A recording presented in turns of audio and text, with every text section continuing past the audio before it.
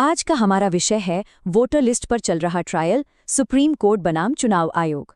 सोचिए, भारत के लोकतंत्र की जो बिल्कुल बुनियाद है, वोट देने का अधिकार, उसी पर सुप्रीम कोर्ट में एक बहुत बड़ी संवैधानिक लड़ाई चल रही है। ये मामला सिर्फ कानूनी नहीं है, बल्कि हम सब, हर एक नागरिक के अधिकार से जुड़ा हुआ है। इस विश्लेषण को अंत तक जरूर देखिएगा। और इस मामले की शुरुआत करते हैं सुप्रीम कोर्ट की एक बहुत ही पावरफुल टिप्पणी से। बेंच ने साफ साफ कहा, हमें शोर शराबा नहीं चाहिए, हमें ग्राउंड रियलिटी चाहिए। इस एक लाइन ने पूरी सुनवाई का टोन सेट कर दिया। अदालत ने एकदम क्लियर कर दिया कि वो इस मामले को बहुत ही ज्यादा गंभीरता से ले रही है और उसे सिर्फ तथ्यों और जमीनी हकीकत में दिलचस्पी है, न कि दलीलों के शोर में। तो सुप्रीम कोर्ट ने चुनाव आयोग को सीधे सीधे कटघरे में खड़ा कर दिया है और उनसे पूछा है एक ऐसा सवाल जो इस पूरे मामले की जड़ है। ये बताइए कि सिर्फ नागरिकता के शक के आधार पर कितने लोगों के नाम वोटर लिस्ट से हटा दिए गए हैं। ये सवाल इसलिए इतना अहम है क्योंकि ये लोकतंत्र के उस मूल सिद्धांत पर चोट करता है जो कहता है कि हर नागरिक को वोट देने का हक है। देखिए, यहाँ पर समझने वाली बात यह है कि सुप्रीम कोर्ट आखिर डिफेंड क्या कर रहा है। वो उस मूल सिद्धांत की रक्षा कर रहा है कि हर नागरिक का वोट देने का अधिकार पवित्र है। अदालत ने साफ कर दिया है कि ये मुद्दा कितना गंभीर है और किसी भी प्रक्रिया के नाम पर इस अधिकार को कमजोर नहीं किया जा सकता। अच्छा, अब इस पूरे विवाद को ठीक से समझने के लिए पहले ये जानना जरूरी है कि भाई आमतौर पर वोटर लिस्ट को सही और अपडेटेड रखने का सही और कानूनी तरीका आखिर है क्या। तो देखिए, आमतौर पर किसी का भी नाम वोटर लिस्ट से हटाने के सिर्फ 3 ही एकदम सॉलिड लॉजिकल कारण होते हैं। पहला, अगर किसी व्यक्ति की मृत्यु हो गई हो। दूसरा, अगर उनका नाम गलती से एक से ज्यादा जगहों पर दर्ज हो।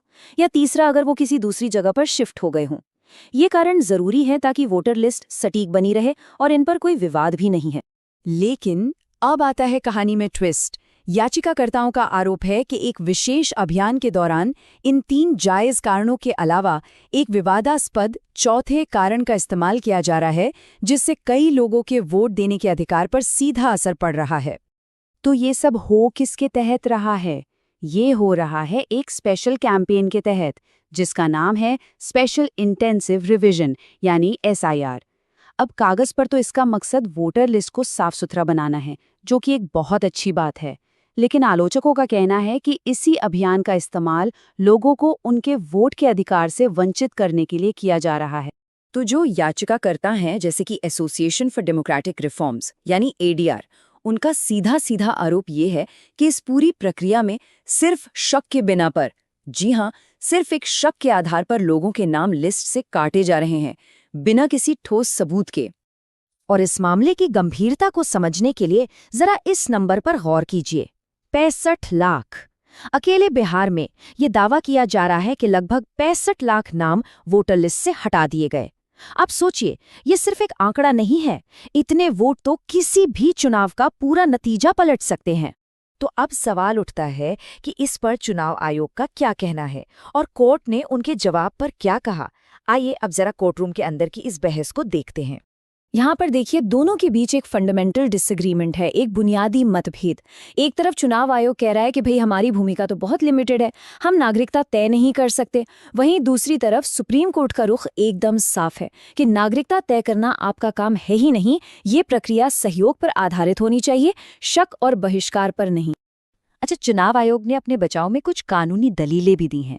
वो कहते हैं कि वो तो representation of the people act 1950 के तहत काम कर रहे हैं, जो कहता है कि वोटर को भारतीय नागरिक होना ही चाहिए।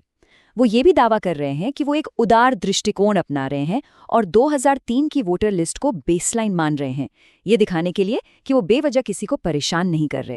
और जानते हैं, इस पूरी कानूनी बहस के बीच एक ऐसी कहानी भी सामने आई जो दिल दहला देती है। ये कहानी है शरीफ अहमद की, एक जिंदा जागता इंसान जिसे 28 सालों तक कागजों पर मृत घोषित कर दिया गया था। ये एक उदाहरण दिखाता है कि सिस्टम में गलतियों की कितनी बड़ी गुंजाइश है और इसका असर आम आदमी की जिंदगी पर कितना भयानक हो सकता है।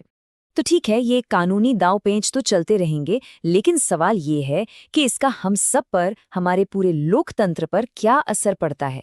ये मामला सिर्फ कोर्ट रूम तक ही सीमित क्यों नहीं है? देखिए, सुप्रीम कोर्ट ने सिर्फ वोटर लिस्ट पर ही नहीं, बल्कि गिरते वोटिंग परसेंटेज पर भी अपनी चिंता जताई है। और ये बहुत जरूरी है, क्योंकि अगर लोग वोट डालने ही नहीं निकलेंगे तो लोकतंत्र का मतलब क्या रह जाएगा। बिहार का ही उदाहरण ले लीजिए, जहां तमाम कोशिशों के बावजूद लगभग 1/3 वोटर्स ने वोट नहीं डाला। ये इस कोर्ट केस को असल दुनिया की एक बड़ी समस्या से जोड़ता है। और ये बात उस सबसे बुनियादी सिद्धांत पर वापस आती है जो इस पूरे मामले के केंद्र में है, कि वोट देना सिर्फ एक अधिकार नहीं है, ये हर नागरिक का एक संवैधानिक कर्तव्य भी है, एक जिम्मेदारी है। अगर नागरिक हिस्सा नहीं लेंगे तो सरकार लोगों की इच्छा का सही प्रतिनिधित्व कैसे कर पाएगी?